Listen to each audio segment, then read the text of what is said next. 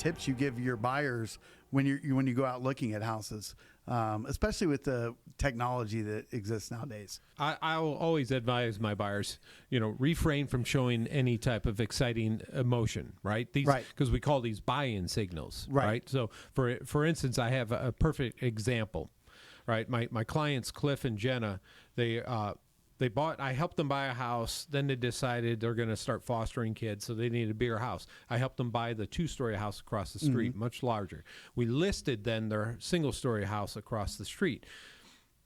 Cliff sends me a text message, and it reads, "John, they're gonna make an offer, but if they come in below our asking price, I want to counter back at full price." And I thought, oh, did you meet them outside? Were they across the street? You saw them, talked to them? He says, no, we're watching them on our cameras, and we heard everything they said. Oh, wow.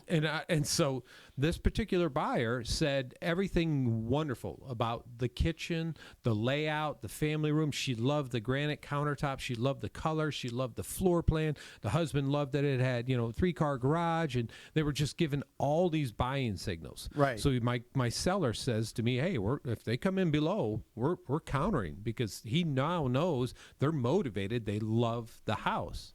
And sure enough, we got an offer probably about 4 hours later, and I don't recall if it was 10 or 15,000 below our asking price. And immediately Cliff says, we're countering back at full price. Sure enough, we countered back at full price, and the buyer wind up accepting it. They didn't bother to counter our counter. They just accepted it. So I always advise my clients, because of this example, homes have all the technology, right? They're listening, they're watching, the sellers know what's going on. So when you give up all those buy-in signals showing that emotion that you absolutely love the house, you're probably going to give up some negotiating. I always look at it, you're giving me leverage to say no to you. As soon as the agent, I'm sure their agent for that buyer is like, oh my gosh, you've just shot me in the foot, because I don't have anything to stand on. When I go back to you and say, well, you need to update the roof, or you need to update this because my buyers just gave it away, how much they love that house. We don't need to look anymore. This is the house.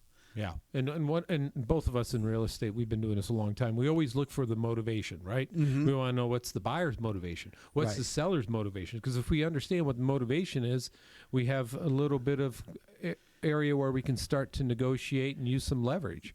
And in this case, this buyer gave up all of their motivation. They fell in love with this house, and so we knew we could counter back at full price, which we did. Right. So the seller didn't get the deal they wanted. And then when it came time to the inspections, the buyer would ask the seller to fix, a ton of stuff. My seller's like, no, they absolutely love this house. Right. So they lost some wiggle room there as well. So it's buyer beware. If you're going to go out looking at homes, just know this: the sellers are listening. They have their cameras on. They have their microphones on. I've even, just recently, we had some clients. I showed them a house. They absolutely loved it. They're talking about making an offer.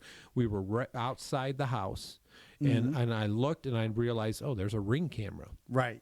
Right. We need to go across the street, and then we got to whisper, because those Ring cameras pick up quite a bit. Oh, yeah. So I had the discussion, what do you think you guys want to offer, all that stuff, and we had to step away from the house because of the Ring camera. I always like to tell them, if you see stuff and you want to ask questions, go ahead, because then I'll be, let me ask the seller this. I'll ask the selling agent this. When's the last time they fixed the roof, or when was the AC redone? Right. Things like that, so that you're kind of limiting those positive signals and maybe signaling out, hey, maybe this isn't quite the one yet. So you maintain that leverage for negotiations.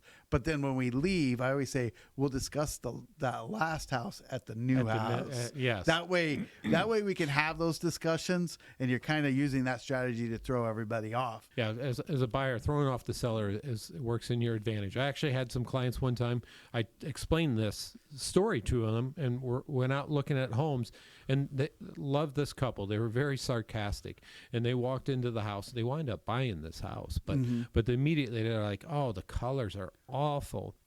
oh, we don't like granite countertops. And so they were just having fun and being completely negative about Right. it to try to Right. throw off the seller. And it was pretty funny. We had a good time with that one.